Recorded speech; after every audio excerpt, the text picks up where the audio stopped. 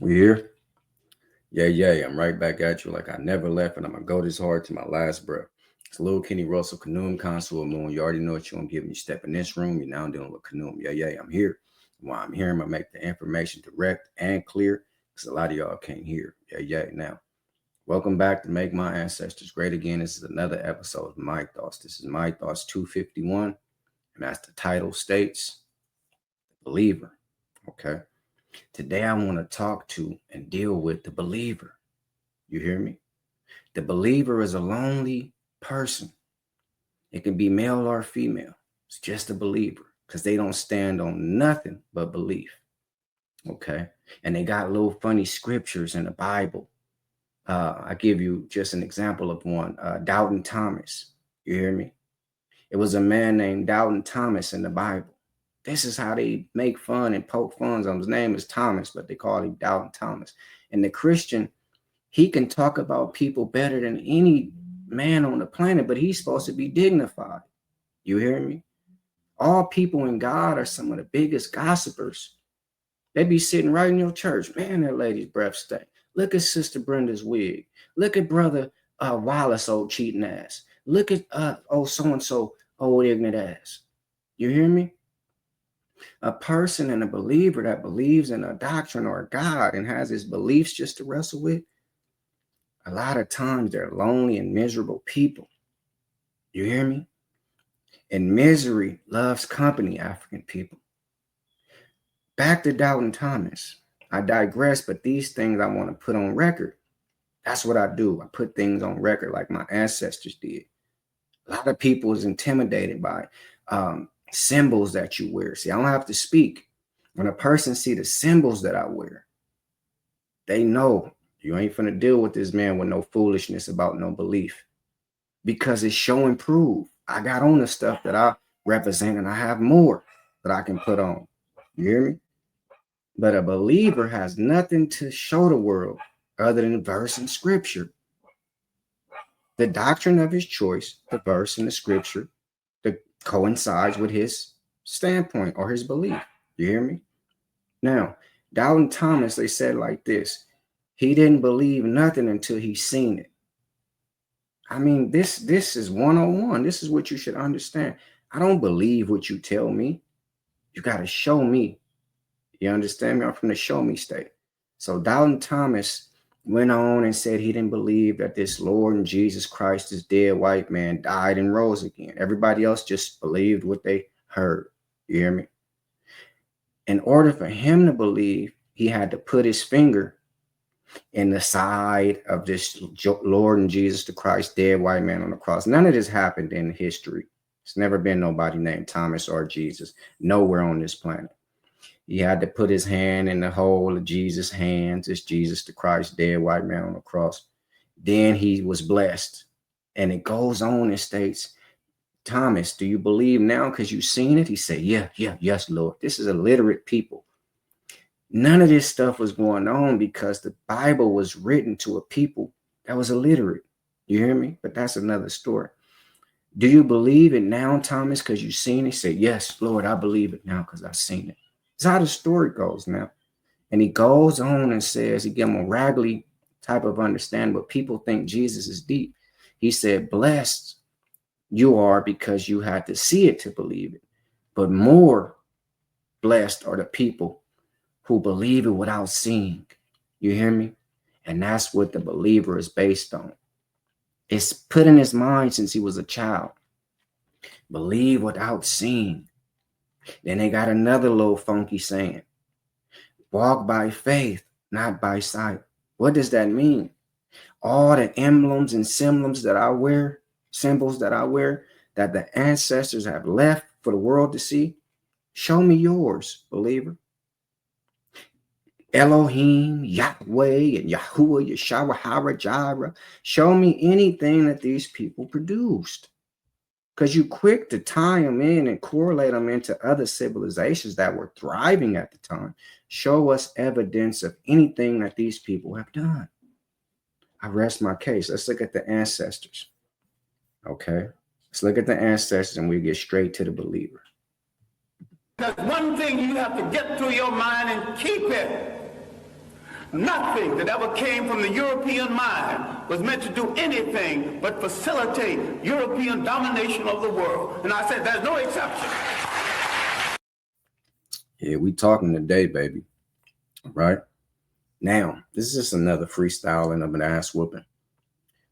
The believer is a lonely person, like I said, but he's not lonely in the fact that he has other believers that coincide with the stuff that he coincides and he agree upon. Throughout the world, you have roughly about 8 billion people. You hear me? African people. 4 billion of those, well, it's more than that. It's about 5 billion combined. Of those alone are Christian and Islam. So out of 8 billion people, you have 5 billion that all are under the term believer. Wow, that's peculiar. You got around 2.4, 2.5 billion Christians. And you got about 2.3 to 2.4 billion Islam people. Okay. And it's Yahuwah, Yeshua, Jireh, Yahweh, Yahudah, Elohim, all this nonsense. All of these things derived at the same time. But believers, they don't know any damn thing. So they're hop from one understanding to the next and feel free that they didn't do anything wrong or they didn't lose anything. If a person switched from Christianity to Judaism, they believe that they went further back. No, you didn't, because you don't know history. You went 3 steps backwards. You hear me? Before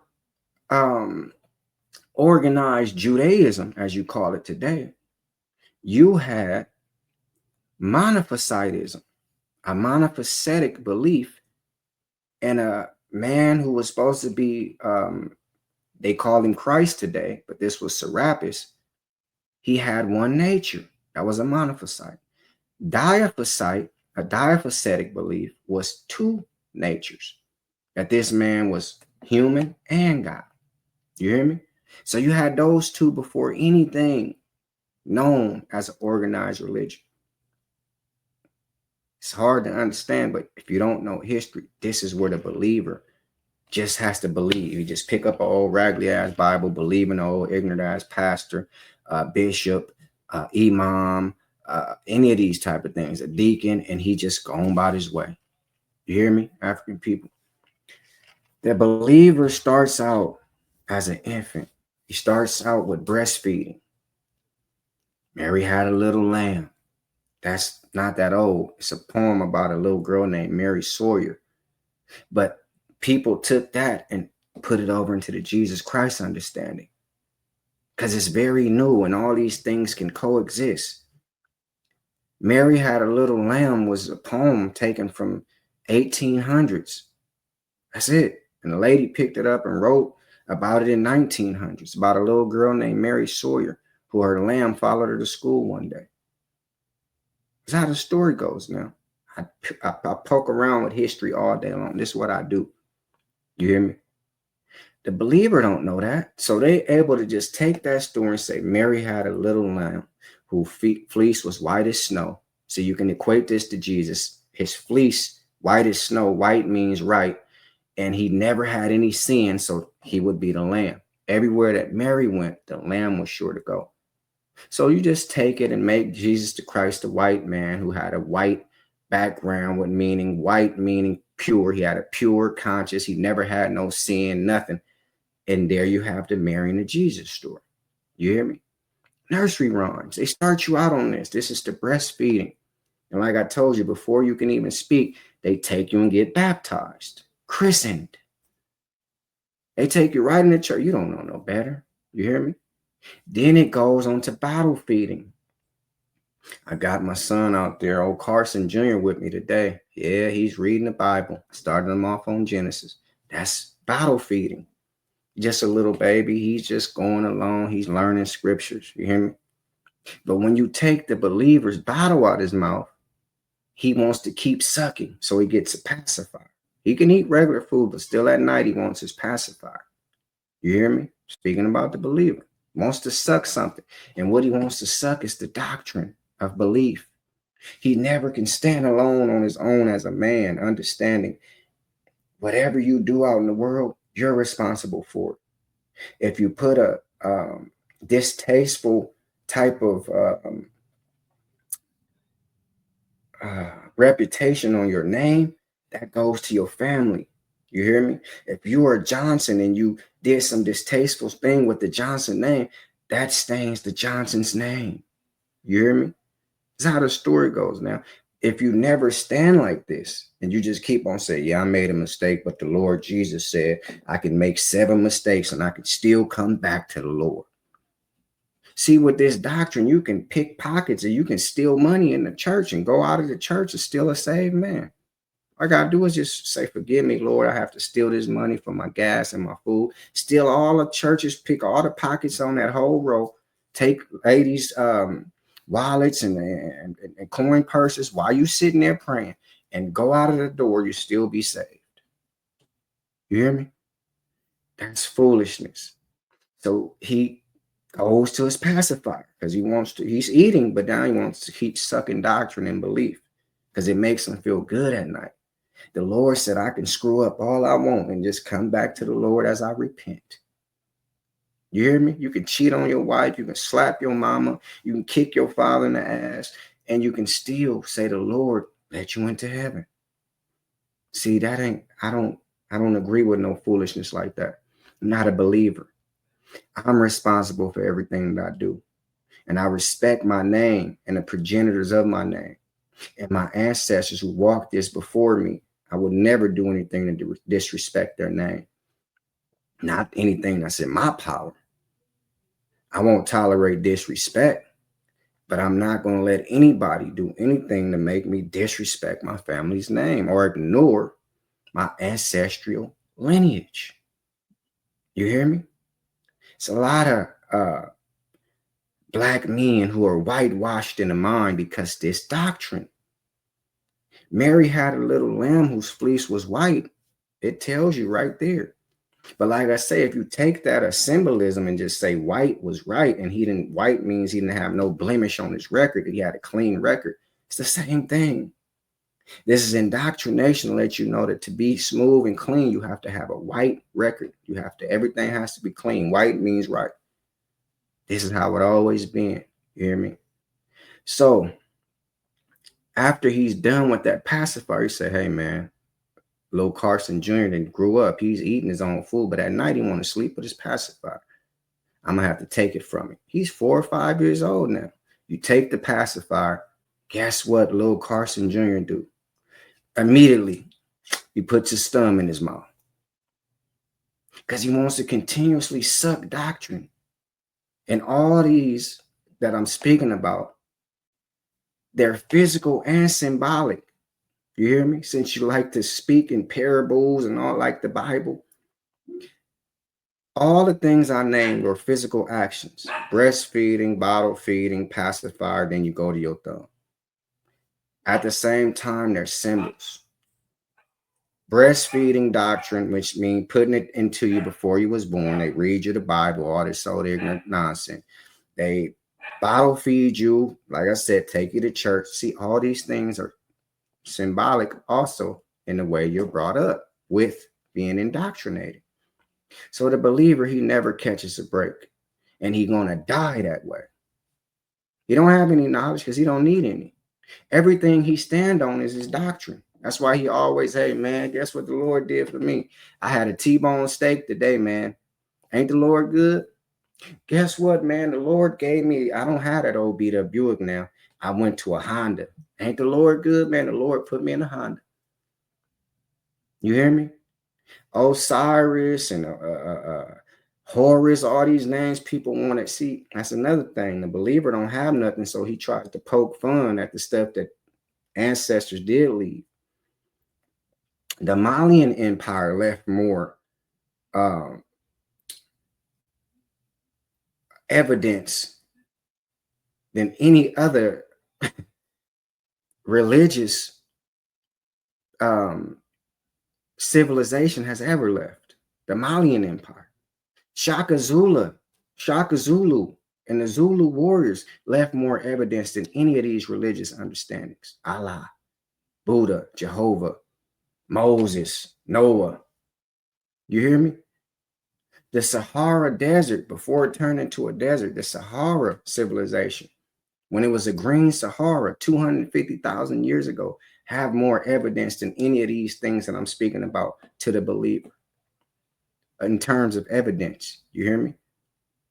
Rock carvings, rock art is more than any evidence that we can find for the believer. Now, the believer, he got glass shards, he got pottery, and he always got some inscription they found. They say, "Ooh, look at that inscription. It says Joseph. It says James." That they talking about the Bible. Look, they say Lord of the Lords. Always got some inscription. That's some old ignorant ass white man put there. You hear me? Now, I want to deal with these names. Jesus the Christ is the latest of all these 17 crucified saviors. I believe it's 16, or Kersey Graves wrote a book about that. He's the last of all the crucified saviors. You hear me? But people believe in this Jesus the Christ. Now, sometimes an old ignorant ass believer will go backwards and think that he's going forward, and he'll just change the names. Start saying Yahweh. Yahweh is called a tetragrammaton. You might not know this because you don't have the encyclopedias to do the work, but I'm going to show you, and you can type this in. It's YHWH. It's never been no term called Yahweh and Yahoo, Yahweh, Yahweh. No, the name was too precious and they forgot it through translation. So they just had 4 letters, YHWH. On down the line, someone inserted vowels so you can speak it, and it became Yahweh. Yes, a tetragrammaton is just a 4-letter understanding for Yahweh. That's all it is. Okay. People believe that that's his name, but it's got lost through translation. So nobody would they didn't use that anymore. So now you have Jesus, Yahweh, Elohim, the Messiah, Jehovah Jireh, all this. Let's look at this stuff. All these derive at the same time. Let's look at it. It's just for the believer. Had to do a lot of talking, but the believer, he deserves some time. You hear me? Let's look at this. Okay. Elohim. A person wants to believe that Elohim is the furthest thing back that he can find, right? He's not all right calling it Jesus no more, the believer. So I want something better than that. I want to go back and find the Elohim, my Elohim. You hear me? Please look at that on the screen. I'm gonna pull it up on my end, and I'm going to read that for you. Now, says it bright and clear right here. Elohim, a name of God in the Bible, circa what? 1600. That's the 17th century, Common Era, AD. So that's nothing but 500 years ago. You hear me? Come on, man. This the oldest name? All right. Hebrew plural of majesty. Elo, God. Okay. It's cognate with Allah, which means it derived at the same time as Allah. Allah is the newest of all the understandings of the major Western 3 religions. You hear me? So Elohim and Allah derived at the same time. How's Elohim the original first name for these Hebrews or these black Jews now who believe that they're Jewish, but they're just African of descent? And they want to be so, oh man, I'm Elohim now. This is the same as Allah. As a matter of fact, they stole Elohim from Allah. Let's keep reading. A word of unknown etymology. I'm pretty sure you're going to say it's unknown so it can seem dated, but it's not. Okay.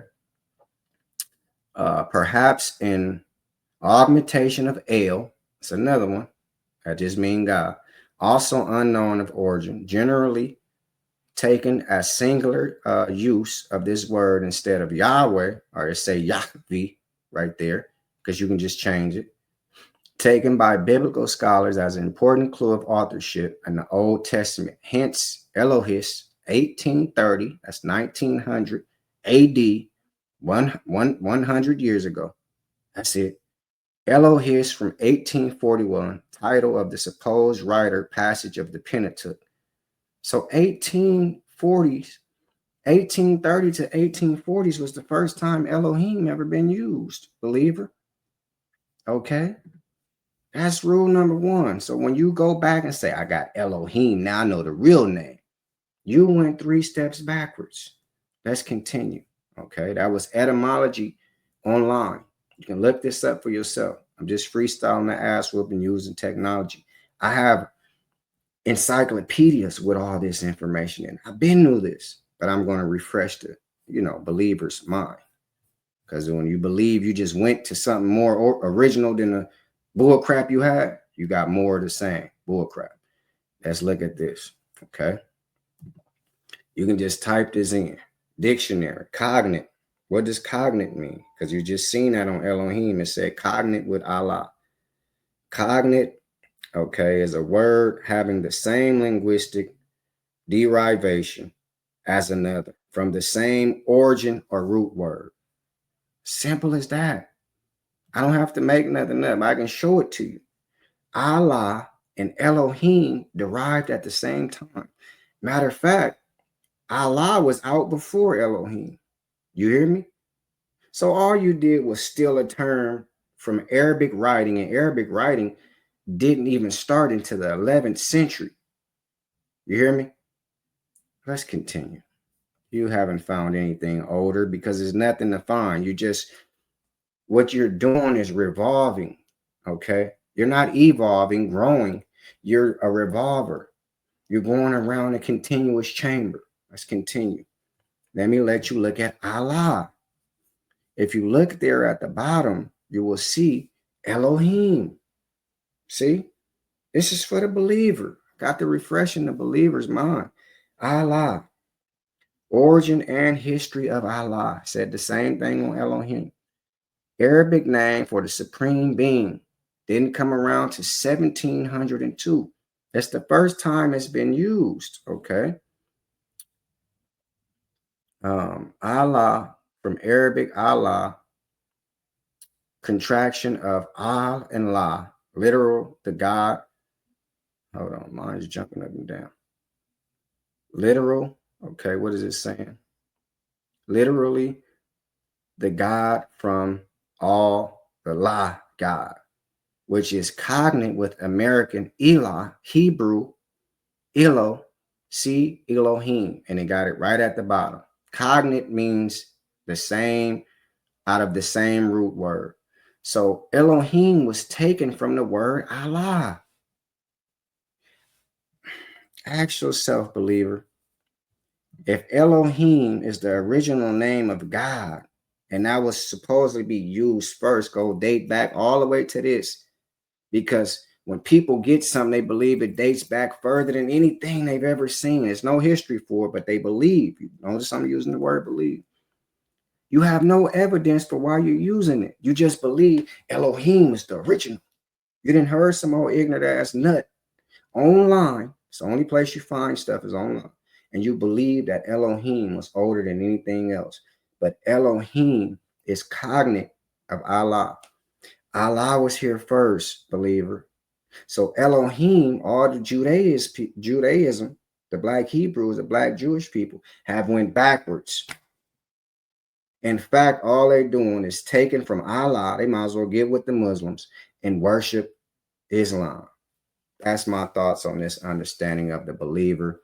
The believer has nothing to lean on but his doctrine. That's why every time this believer one-on-one is, when you see a non-believer, you try to, hey man, you believe? No? Oh man, come on over here. Misery loves company. The believer is a lonely person. Grouped together, they're the mass majority.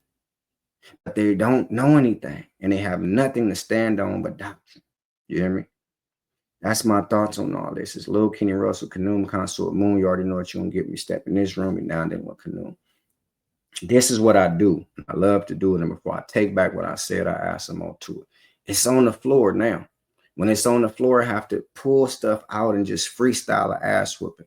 Now, again, I might show you guys today. I'm going to unbox a couple of my books and put them on my shelf. And I might show myself doing that. Though I don't know. I don't know. But I'm still wrestling with that. If you feel like you want to do something for me, like and subscribe because it won't cost you a fee. Education and preparation is the first step to retaliation. So before you pick up a weapon or a silly religion, pick up some knowledge. This is not to take God from you. This is to let you understand that the believer is a lonely man, and he's always been a lonely man and or woman.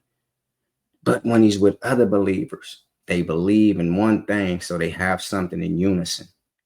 They do it together. They die together. You hear me? Like, share, subscribe, comment. I thank you for watching. If anybody's offended by anything you heard, I mean every word. Yeah.